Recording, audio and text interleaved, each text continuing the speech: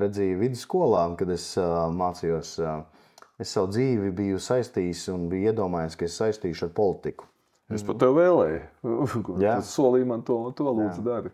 Mums ir tāds jauns piedāvājums un paši kandidāti. Un tieši sākot ar abiem vicemēriem, ko mēs piedāvājam, ar Salvi Rogu un Raivu Kalēju.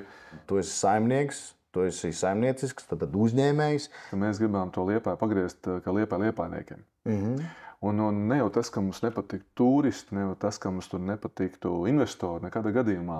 Ūdeņraža rūpnīcas stāsts, ko mēs it kā šajās sarunās te iesākām, vairāk kārt pieminējām, bet pasties jau ir reakcija. Jā. Pat nav vēlēšanas notikuši. Amoniaka rūpnīca nebūs. Jo mēs esam tajā koalīcijā, kā zināmi, iespējams pat lielāka opozīcija nekā opozīcija, kas nav koalīcijā. Kad mums būs iespēja vadīt pilsētu, tad sociālā joma ir noteikti tā joma, ka līdzīgi, kā es kādreiz izglītību ņēmu, kad es domāju, ka mēs arī ar kolēģiem mēs varētu paņemt šo jomu arī savā tādā aizbildniecībā. Jā. Nu, Čau, Jāni. Čau. Prieks tevi redzēt. Nāc piesēd. Mēs kādu laiciņu neesam tagad tikušies. Tā diezgan krietnu. Parunāsim. Jā, pēdējā nedēļa klāta. Pēdējā nedēļa ir pienākusi un tūlīt vēlēšanas.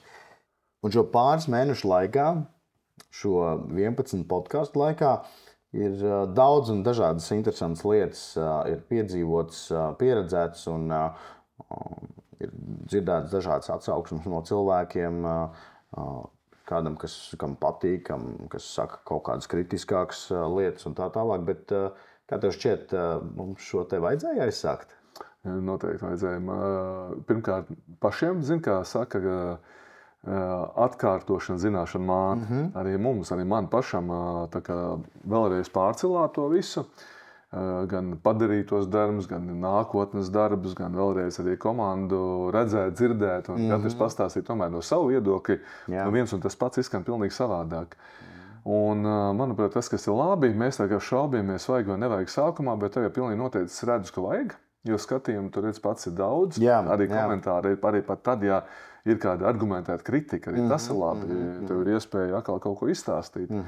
Un tas, ko es noteikti gribētu paturpināt pēc šī priekšvēlēšana laika, ka pēc tam, ka šis vēlēšana periods būs beidzies, ka arī uz priekšu paturpināt. Ne tik intensīvi kā šajā periodā, tomēr tā zinām regularitāte atkal atnākt un atkal pateikt, kas šajā posmā ir padarīts.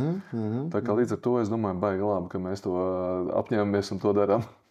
Un patiesībā es gribētu tev paldies pateikt arī par to, ka man ir bijusi iespēja šeit sarunāties un uzzināt daudz dažādas interesantas lietas un, protams, būt tajā, ņemt aktīvu dalību šajā visā pasākumā, ko sauc par vēlēšanām. Arī par to es tev gribu pateikt paldies. Kas tas nav tik vienkārši. Nē, jo tad, kad tu mani uzrunāji, un tas ir ļoti interesants mirklis, ka tajā brīdī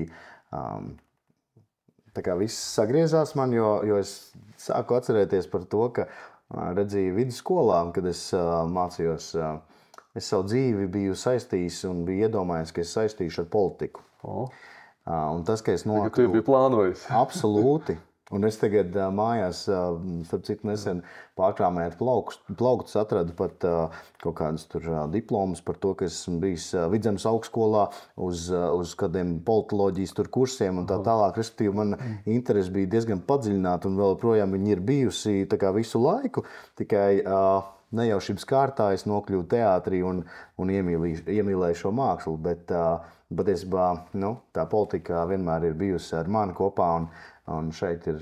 Nekas nav nejauši. Nē. Viss notiekās tajā īstajā laikā vietā, kad vajag. Jā, un šī ir bijusi brīnišķīgā pieredze arī man, šis te vēlēšana laiks.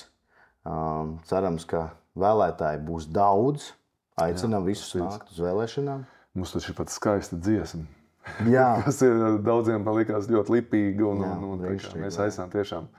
Katram ir sava balss. Man ir mana, tev ir tava, un citiem ir savas. Bet galvenais, lai tās balsis visas atnāk un izdara savas izvēles, vai ne? Ka nevis man vienalga, bet man tu patīc, vai tas man uzrunā, un tas ir pareizi, jo tu vismaz to var pēc tam paprasīt. Es pat tev vēlēju.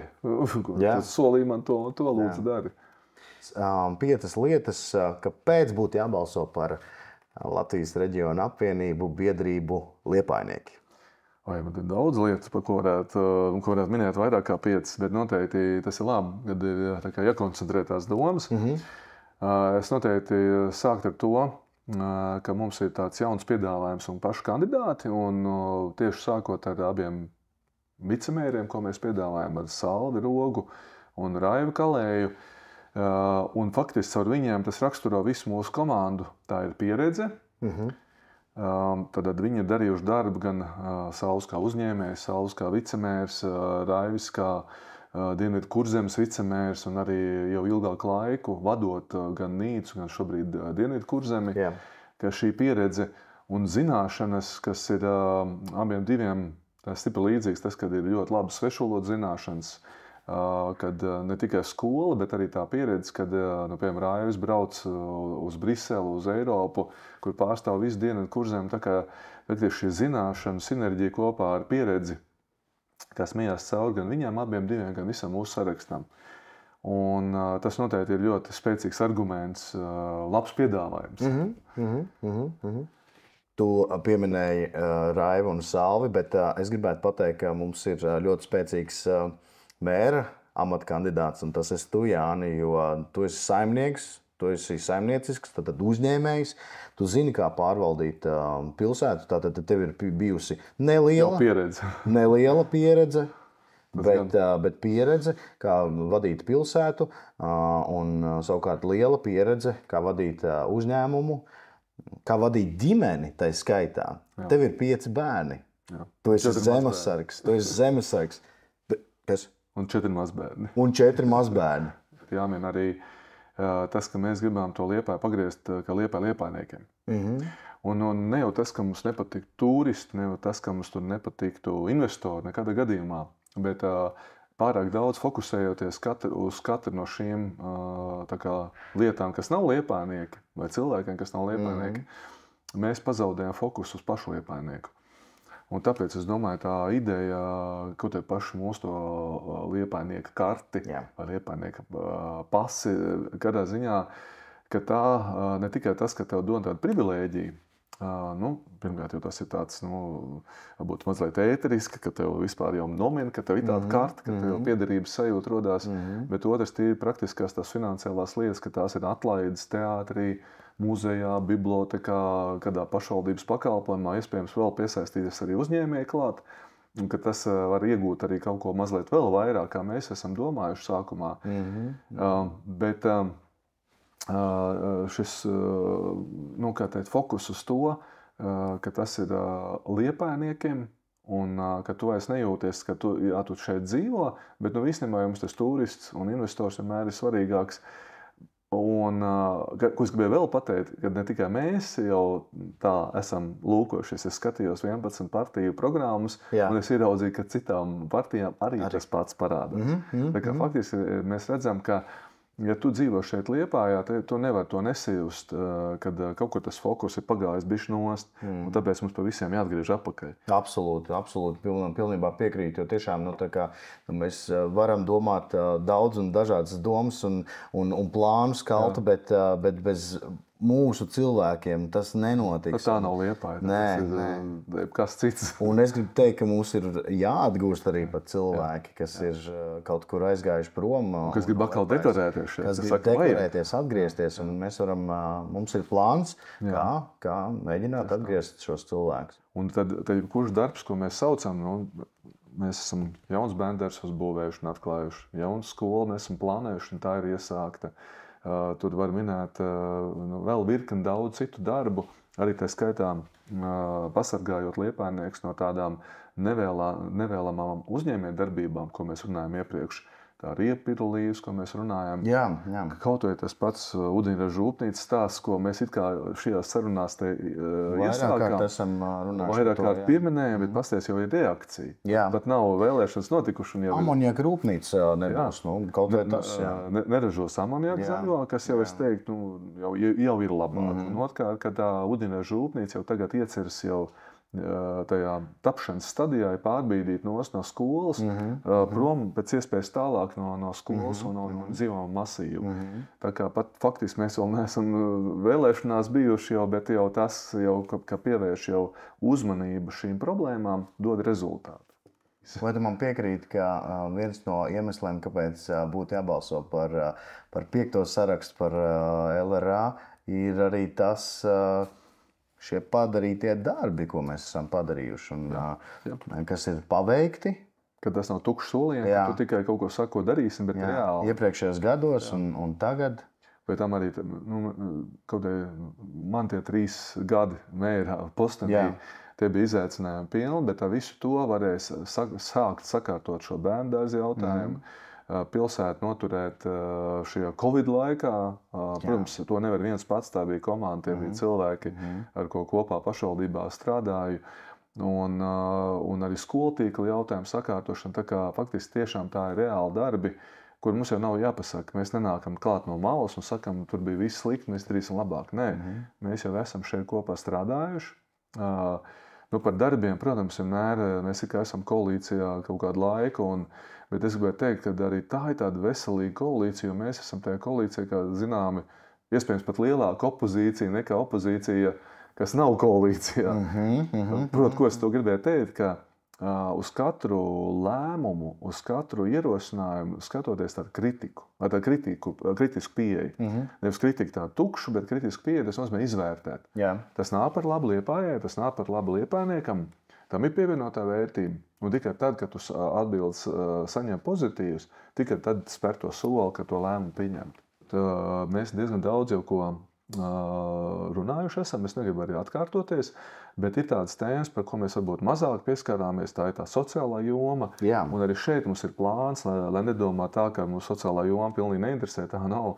Mums interesē audžu ģimeņu stāsti, un mums interesē ārpus ģimenes aprūpes, ne tikai audžu ģimenēs, arī citās formās.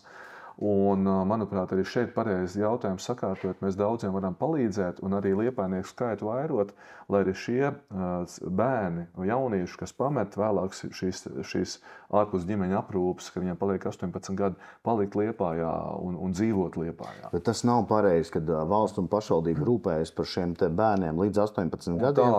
Un tālāk, kas notiek. Jā, mums ir jāpaturpina. Un jāsaprot, ka viņi nāk no ģimenēm, kas nevar palīdzēt. Jā, bieži vien tās ģimenes viņiem nemaz nav. Un vēl kas arī liek aizdomāties, ka Latvija ir tikai viena no 2 valstīm, kurā ir bāriņtiesa. Un kad izrādās, bāriņtiesa ir tikai Latvijā un Baltkrievijā. Un tad, klausoties arī šajā priekšvēlēšanu periodā, mēs ļoti daudz nevalstiskās organizācijas apbraukājam, arī pats piedalījies šajā sarunās, dzirdēju.